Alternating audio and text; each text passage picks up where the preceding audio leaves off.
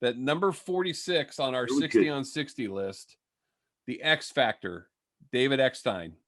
Now, Stu, I'm going to give this to you right away because I know this is during your time with the Angels, and just give me your take. You were there 2000, his rookie year, comes over as a claim from Boston, kind of steps in and steals that job in 2000. What can you tell us about your memories of David Eckstein? Well, I was in the press box every night in those days, and I'm not a big guy. I mean, you and I haven't stood next to each other, but I'm not a huge guy. But when I was in high school, I played shortstop, and that was where I always went. I took my glove, went to shortstop, like Orlando Cabrera. So my height, 5'9". Okay, now when I would walk into the clubhouse and I would look at players, Sean Figgins was about the same size, about the same height. But now David Eckstein was looking up at me, and I was 5'9". Do you know what I mean? And I don't know how tall you are, BJ. It doesn't really matter, does it? But if you're a starting shortstop in Major League Baseball for a world championship team and you're 5'7" and proud of it, that's fantastic. That is fantastic. You know, I mean, I used to, it was a weird sensation as a journalist, and I got my notebook and my tape recorder, and he's looking upwards into my eyes, whereas if I talk to Mike Trout, I'm going that way. You know what I mean? I'm looking upwards at Mike. But he's not even the tallest. Look at Chuck Finley. Now, Chuck Finley is 6'7". I'm going like this. Now, David Eckstein was one of the few players in my, no, he's the only Angels player in my lifetime where I could say he was looking up to me, you know, in eye to eye, but yet I was looking up to him because he's a major league shortstop, and I know how hard those throws are. Being a high school shortstop, and there's a big difference. It doesn't matter how strong you are, how fast you're all the time, how much arm power you have. Sometimes I wondered, how did Eckstein get the ball over to first in time with this throwing motion that kind of made it look like he was throwing a shot put? Did it look like that to you? Yeah, I think that was part of his the likability as a fan, you know, with David Eckstein, is because, you know, he had that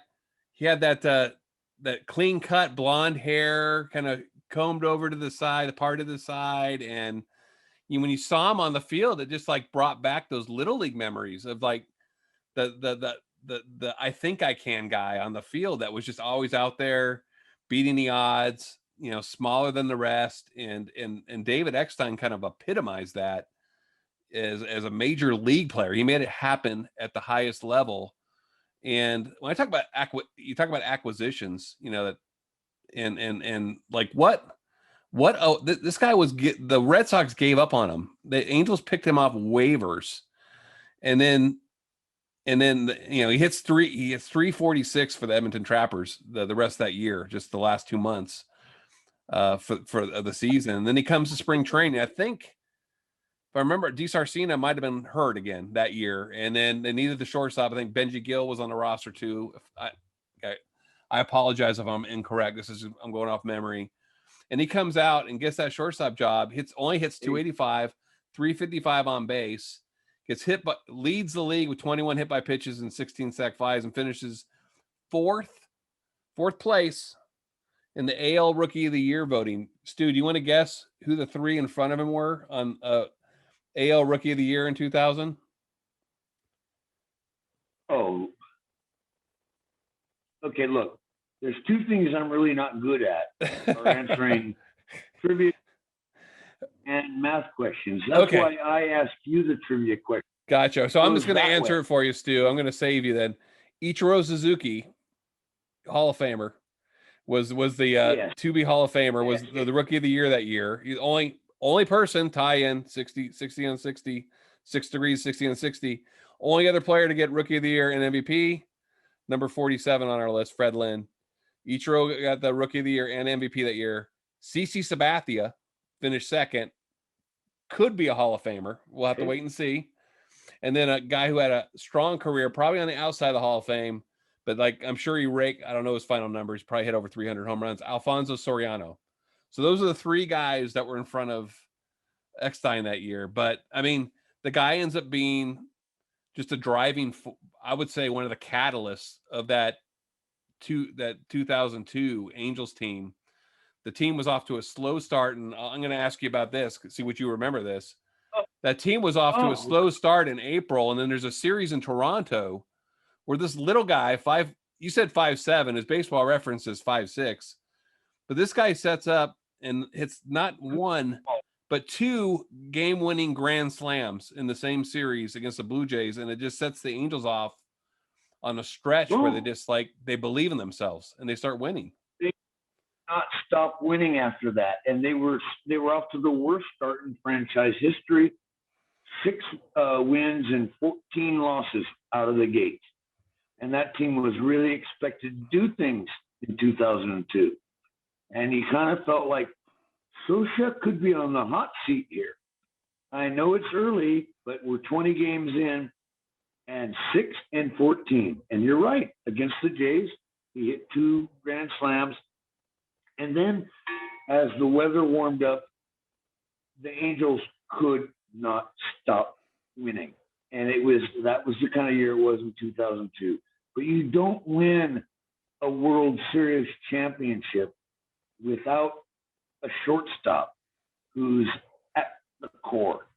And the littlest guy right there was at the core of it. I mean, they had a lot of beating.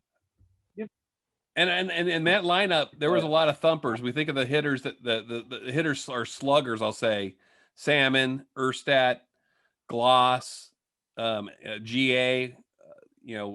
Guys like Brad Fulmer at DH. Those guys could slug, but this was the guy who was at the top of the order. This is the guy who was setting the table, and those guys were driving him in. And it was big.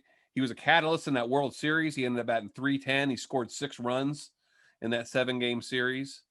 And then, of course, he'd leave and he'd win another World Series and be the World Series MVP for the 2006 St. Louis Cardinals. Good for them. Good for him. And that...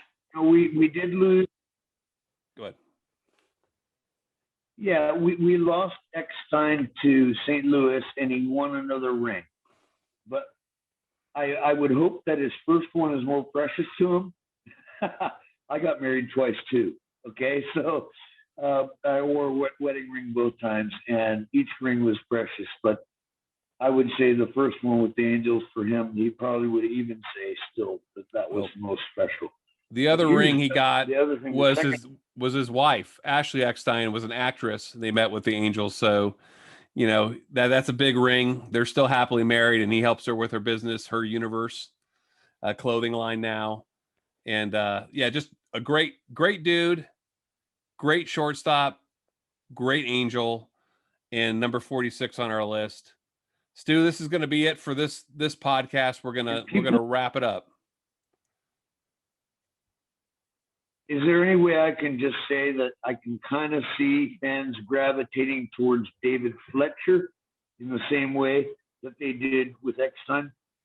Absolutely. I'm sure you're not the first person who's pointed that out, but absolutely. Yeah. That very similar, and somebody, that is always compared because of just their play style, so if you're young, if you're a 20 something Angel fan right now, don't really remember much of that 2002 team or David Eckstein. Yeah, think of David Fletcher, and that's who we're talking about with the type of player. Always smiles. He's the personification of a dirt baseball player. That every guy that somebody thinks, okay, David Fletcher could really do this. Maybe I could too. Tell you what, no. And of course not. The major leagues are a different story. But Eckstein and Fletcher, I think, in my mind, are quite linked. Like, yep. In terms of sentiment. And I think absolutely another thing that's worth mentioning too is it just goes to show. I mean, we hear a lot about prospects, and you see the guys that are highly touted. And then I think it's always important to remember Mike Napoli, David Eckstein, they're both on this list. These were guys that just rose up through the ranks and then found an opportunity and seized it. And I think that's another thing too, besides just the size and how you get it. It's just like you grind and you find the opportunity and you can seize it. And you see that happen all the time throughout the Angels history.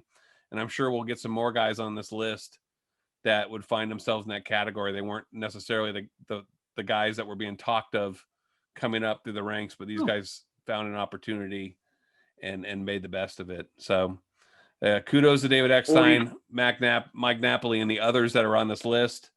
We appreciate you following a Halo Life. You can find out, you can follow me on Twitter @_Halo Life. You can follow Stu Mathews as well on Twitter, and you can find him writing for angelsnation.com. You can find my write-up on these 60 on 60 prospects. Excuse me, I'm getting tongue-tied here. But you can find my write-ups on primetimesportstalk.com. I want to thank everybody for joining us today. Thank you again for just supporting us, listening to our podcast, having interest in our 60 on 60. And again, we thank you for being with us. Again, don't take any day for granted. Pizza either. That's a great price. Napoli's Pizza. And don't forget to live your life 9 innings at a time. Thanks, Stu, for joining us. Do it next time.